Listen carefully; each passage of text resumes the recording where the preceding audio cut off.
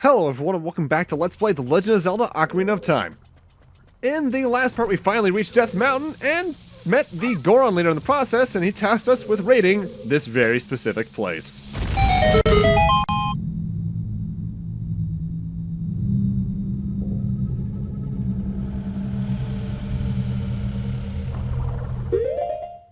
Welcome to Dungeon 2 Dongos Cavern, and I recommend immediately after breaking that wall that you switch to the Hylian shield. You could either buy at the bazaar for 60 or 80 rupees, depending on when in the game you get it, or from the graveyard for free. It looks like there are many lava pits around here, so watch your step. Lava is a bit odd in this game. It's not an immediate damage source most of the time. Instead, the way it works is you stand on it for a moment and then you take damage. And I think it's progressional damage where you take more the longer you're on it. Big surprise, the longer you're in a hazard, the more damage you take from it. Now, the reason you want to switch to the Hylian shield here is that while you can't defend yourself as well with it, as you can't move and guard at the same time no matter what you do, if your Deku shield touches a fire-type hazard, and we're going to be seeing even a couple of fire-type enemies later on in this dungeon, it gets burned away and you no longer have it.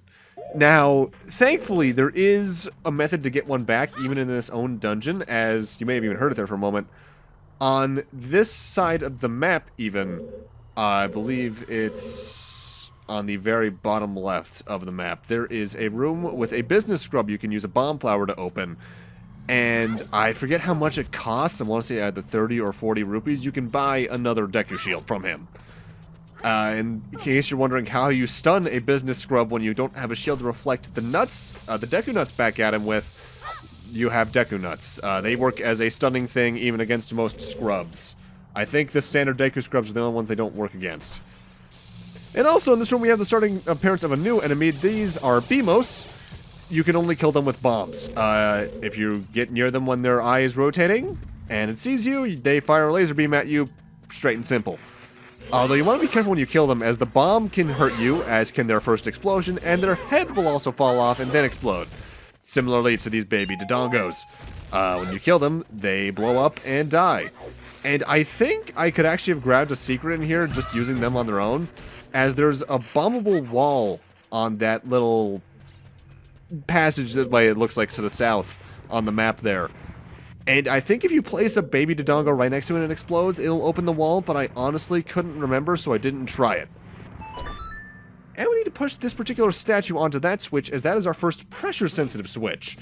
I believe I mentioned this back in Deku, or inside the Great Deku Tree, but any switches that are blue are pressure-sensitive and need to have an object on them to hold them down.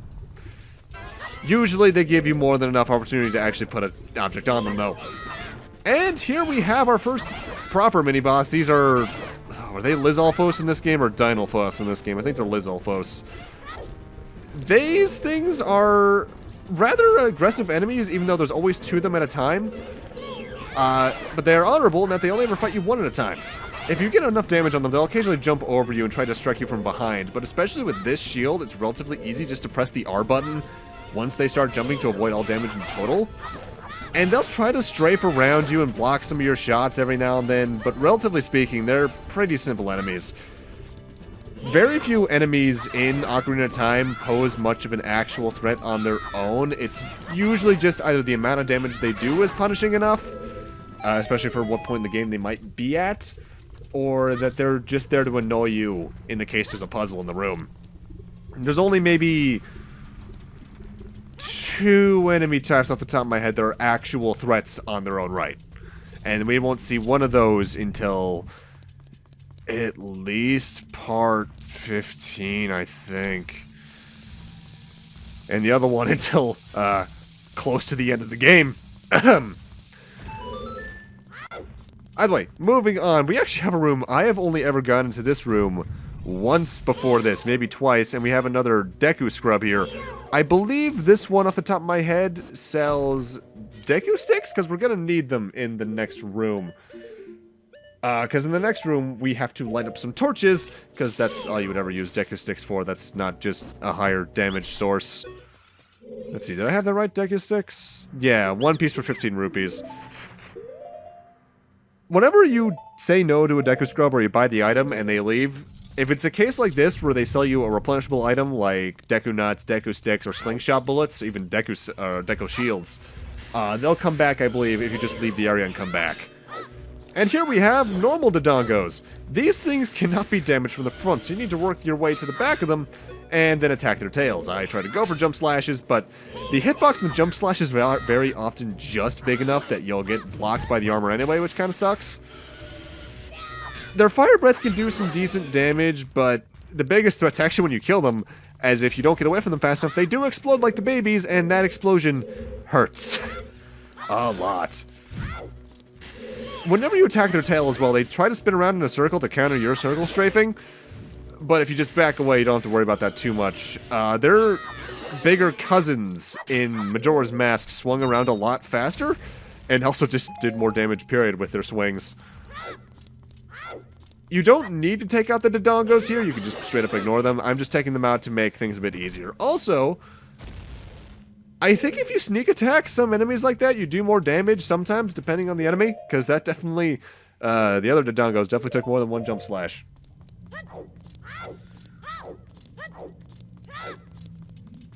In terms of complexity, the Dodongo's Cavern isn't much more complex in puzzles than the Inside the Great Deku Tree dungeon.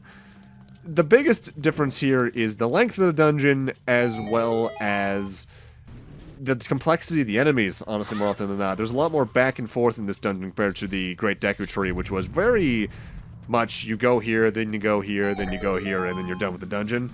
With this, you need to go here, backtrack to point Z, and do elements like that. And admittedly, out of the first few dungeons in the game, it's probably my favorite, though easily the least memorable song. Mind you, I love this game's soundtrack overall. The dungeon themes, barring maybe 2 occasions, are not anything special, really. They're purely atmospheric, and that can work, but it's very forgettable outside of the game itself. For what I think, despite having some reservations about their dungeon themes as well, Majora's Mask's dungeon themes were much better. Though I think, in terms of actual like dungeon themes in a 3D Zelda, we didn't get anything really good until maybe Wind Waker or Twilight? I can't remember any Skyward Swords ones. Either way, we have a new enemy here. This is an Armos Knight. These things can only be destroyed by explosives like bombs. So get a bomb flower and either try to throw it directly onto it, and generally speaking, if you throw a bomb at an enemy, if you place yourself a good distance, you're relatively safe with hitting it. Or you do the big brain play and guide the enemy into a bomb you just place on the ground. And something that you can do with bombs in any of their spin-offs like bomb flowers is if you just press the shield button, you'll immediately place it down. That's technically true for any item you're holding, such as certain crates later on in the game, or even, in some cases, particular NPCs. Like, I think you could pick up the dogs back in Kakariko in particular, and it's just faster just to press the shield button, because I think the animation's quicker. Alright, we only came in here for the compass, which is an item I actually technically don't need. Most of the time whenever I play most Zelda games prior to Twilight Princess, I'd say, I generally don't pick up the map unless it's required, as I know the dungeons well enough by that point that I don't need them. Because casually speaking, when I go for 100% in a Zelda game, I'm just going for 100% collectibles, not 100% of the chests. So like I'll leave a lot of the rupee chests behind, the recovery heart chests behind, especially in Twilight Princess where you just go, oh, your wallet's full. I'll just put it back for now, which I get what they were doing with that, but it just meant you left a lot of chests behind. And if I recall correctly, that's why in Twilight Princess HD, they replaced a lot of those chests with Miiverse stamps that are now very obsolete. I'll get to that game one day. Either way, as you can see here on this particular group of vines, we got a Skullwaltula as well as a Gold Skulltula, the first one in the dungeon. Now, similarly to the Great Deku Tree, where there was one particular Skulltula in a room we couldn't access yet, there is, I think, 2 Skulltulas in this area, or is it 1, that we can't access on the first visit. And we'll be grabbing those later. Now, you don't need to activate this Armos Knight at all. Actually, I recommend against it, because the only statue you need to push here to get to that switch on the top of this room is the one directly in front of the ladder, and that's not a living knight. That's just a piece of stone carved to look like a living being. Though that brings the question of whether or not Armos Knights are naturally occurring, and they model themselves after the statues, or if the statues are modeled after them. Or are they a spirit possessing them? I'm putting too much thought into an enemy that no one really cares about. Just like a certain popular YouTube channel. Alright, up here we have our... Actually, no, I think these first showed up technically in the previous room, but these are fire keys. The bad enemies we've been seeing since, I believe, the graveyard now have fire on top of them. These are the biggest culprit of burning your Deku shields, because if they touch you, they're going bye-bye. Most of the time, whenever a fire key touches you, it does lose its fire, but in case there's a torch in the room or some other fire source, it'll generally try to fly into it and get its fire back. And here we have the first appearance in the game of Blade Traps. These are a recurring Zelda enemy since Zelda 1. They move back and forth and are just a source of damage. They actually don't have any proper enemy AI. They are just hazards. And very often in this game, they place them around corners that you can't see them coming at, so you need to try and use your Z targeting to take a look at them. And seeing this stone block reminds me, you actually would have been able to tell, even back in the Great Deku Tree, that I was playing the N64 version, as the graphic on the stone blocks, as well as a few other things, was changed, starting from, I think, the GameCube version, to be a Gerudo symbol first used in Majora's Mask. Here it's the crescent moon and a star, which is very reminiscent of not only the flag of Turkey, but also the flag of Islam. I'll get more into why that was changed later when it's more relevant, but... I actually had a moment when I was first playing, I think it was 3DS was the next version of Ocarina I played after the N64 version. I had a bit of a, well, that's different moment. And shoot this particular switch here to turn that off. Generally speaking, when it comes to the eye switches like that, gold ones are ones you only need to shoot once and they're active forever. Silver ones are ones that are that can be set back to inactive either by shooting them again, by a time limit, or by leaving the area and coming back. I believe gold ones are forever set. And now we have another fight against two Lizalfos, but something I recommend, do not take that path over there to where the two hearts are while these things are still alive. Why? When you're over there, you're over the room where we first fought two Lizalfos, about, what was that, 6 minutes ago now, maybe? And if you fall down, you have to backtrack all the way up here, which at this point in the dungeon still really sucks. And I think if you fall down there while the Lizalfos are still alive, they'll respawn and recover their health, which is no good. Don't do that. It's just not going to end well for you.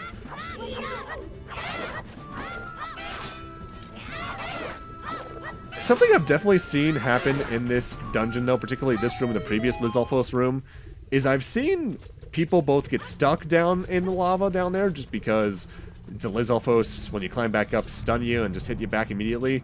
But I've also seen Lizalfos get stuck down there, and if that happens, you just need to go down there and war attrition them to death because they're not getting back up from my visual experiences. There are plenty of glitches and bugs in Ocarina of Time, original or 3D for that matter, because it's an N64 game and these things are coated like with staples if you look behind the scenes well enough. But we already have the dungeon map and the compass, so now it's time for us to get this dungeon's item. We found a bomb bag. This bomb-holding bag is made from a Dodongo's stomach. We found 20 bombs inside of it too, so now we can set bombs to sea and blow stuff up. What a lucky guy. By the way, if you go down there, I believe, that bombable wall I never opened, I believe that leads to a business scrub who will sell you bombs? And stepping on this switch causes one of those moving platforms from the lobby of the area, so to speak, to raise up to our level in the case you fall down. With that switch on, the moving platform goes higher. Now we can quickly reach the second floor. So that's why, if you want to fall back down to the first floor, you're going to want to do it after the Lizalfos fight, because that's some serious backtracking. Now, bombs act as bomb flowers you can pull out of your pocket at will, really. The timer, I believe, is, I want to say the exact same, but honestly, I feel sometimes that the bomb flowers have timers set depending on the bomb flower, whereas bombs have a universal 5-second fuse or so, I want to say. You can throw them for extra distance, but my biggest advice with bombs is to just place them down by pressing the R button more often than not. To continue on, though, we've explored most of the dungeon at this point, so we want to come up here and bomb the eyes of this Dodongo statue. I believe the little pedestal near the switch we pressed a few moments ago hints at you doing this, but I was dumb as a kid and didn't figure out I could do this without my brother telling me. Because my brother was the one who introduced me to this game. As with most other games I've played, let's be real, Mega Man was him, Mario was him, Zelda was him.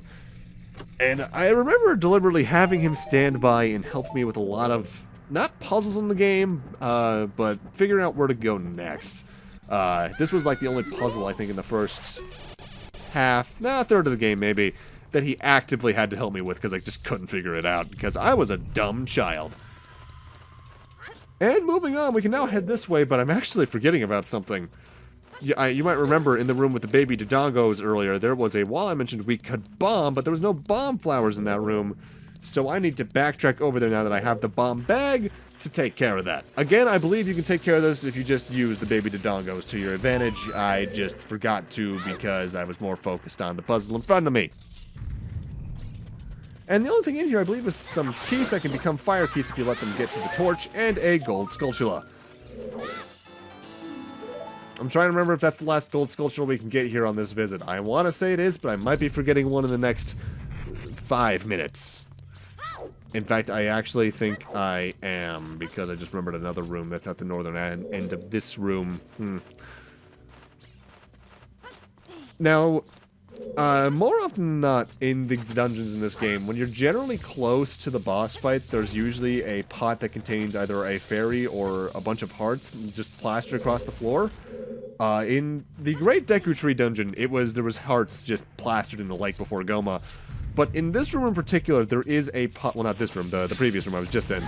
There is a pot that contains a fairy. So if you need health or you want to bring one into the boss fight, put that in the bottle you got from Anju back in Kakariko. Anju being the Kuko lady, by the way. I actually don't think she's called Anju yet in this point in the series. It wasn't until Majora's Mask she got that name and then would keep it in the very few times she's shown up since. I think she was in Minish Cap, and then that was it. Wait, was she in Link Between Worlds? She could have been. You know what? Let's rock a wiki.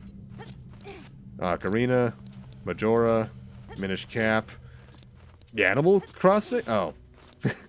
No, that was it. I'm not too surprised. I am wondering, for Breath of the Wild 2, if they're going to dig more into some classical NPC territory. Because the NPCs in Breath of the Wild, when they were, actual NPCs, not relatively generic ones that lived in the towns, were cool, but lacked that classic Zelda charm. I did like Paya, though. She was adorable. Now, the entire reason we went in that previous room was because in the center of this main room, there's a hole we need to fill, and of course, there's a giant block we can push here to fill that hole. Because the boss is just to the west of us. Something I've never quite tested for time purposes is whether or not pushing or pulling blocks is faster. The speed of the animation between Link pushing and pulling makes me think pushing is faster, but I honestly have no way of knowing. I'm not a speedrunner. Although the speedruns of this game over the past even 5 years have gone from amazing to absolutely ridiculous, as they went from, I want to say 5 years ago, the record was about a half hour to less than 10 minutes as of the past few months, which is ridiculous. Either way, in this chest we got some bombs in case you need some for the upcoming boss fight, and to get to them, you need to bomb the obvious black spot on the ground. Time for the easiest boss in the game, because even easier than Gohma.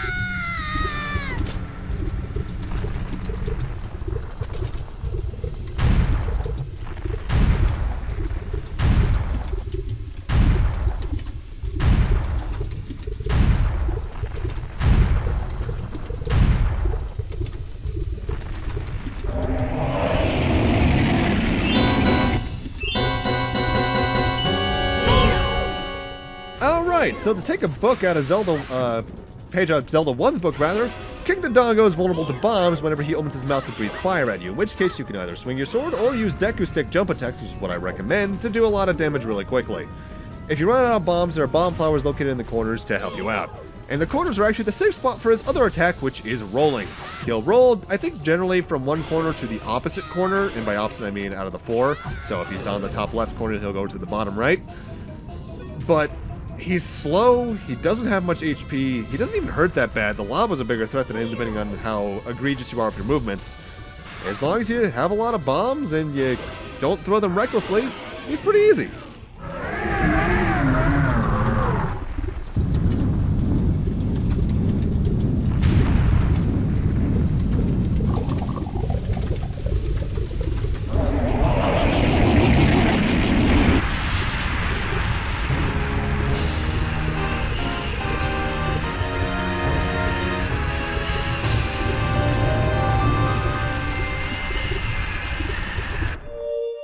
You know, burning to death like Gohma is one fate, but that is just outright awful. Ouch. And we beat him, and that's Dongos Cavern. Nothing too bad. Grab the heart container on your way out, and that's it. But with that, I'm going to end this off here. Thank you guys for watching, and in part 9, we're going to be hopefully getting that Goron's Ruby from Darunia before venturing a bit more around Death Mountain, because there's a few more things we can do now that we have bombs. See you guys then.